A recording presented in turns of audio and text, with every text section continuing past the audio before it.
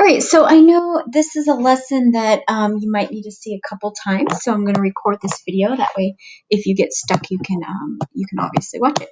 All right, so obviously we're going to be doing adding and subtracting, but this time it's going to have unlike denominators. Okay, so make sure when you're done watching this video, or simultaneously watch a video and then try it on your assignment. Either way, but here we go. All right, so here are the steps to factor all denominators. First, determine the common denominator and then multiply the top by what is missing from the common denominator. And then once you do that, then your denominator should be the same. And then you just add or subtract the tops. And then if possible, you might have to factor the top, and then something on top will cancel with the bottom, possibly, but majority of the time it might not. All right, so here we go. So I'm just going to review how to do adding fractions. And so the same process we do with adding fraction numbers, we're going to do the same process with adding fractions with expressions. All right, so remember the first thing was to factor the denominator. Okay, so to factor the denominator for this, I'm just going to rewrite this 21 to 3 times 7. So that's basically factoring. What times what is going to give you 21.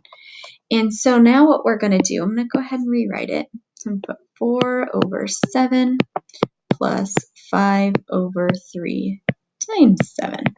And so hopefully you see, hey, our denominators already have a 7 in common, but this denominator has a 3 where this one is missing that.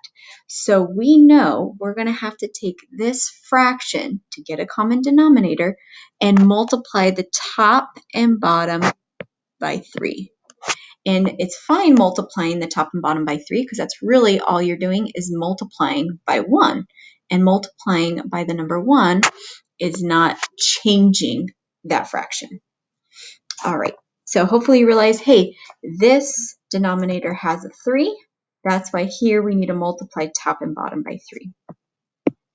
And when we do that, we're going to get 12 over 21 plus 5 over 21. So the whole point of multiplying this top and bottom by 3 is so that now they have the same bottom.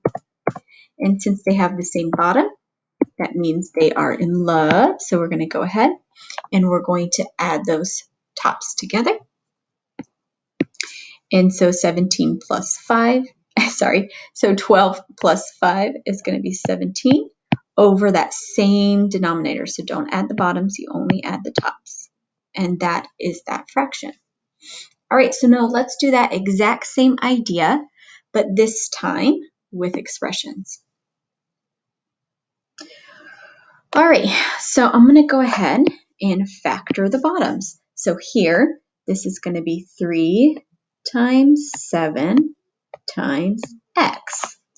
And this one can be broken down as well to 3 times x times x. So basically that's us factoring the bottom.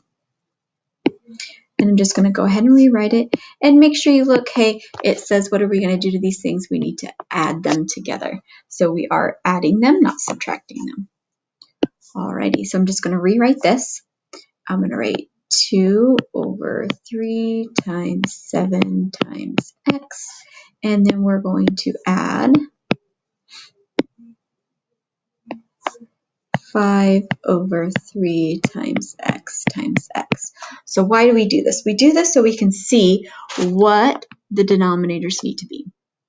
And so hopefully you realize, hey, they each have a 3. That's what they have in common.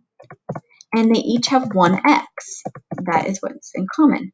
But what number on this denominator is this one missing? So notice this one has a 7. And this one does not. So we're going to have to take that right fraction and multiply it top and bottom by 7. And so I'm just going to highlight that 7 because it's missing that. All right, and then so let's go ahead and do the other one. So notice this one has 1x where these ones have 2 x's. So we're going to have to take this and multiply top and bottom by an x because it's missing one x. It has 1, but this side has 2 x's.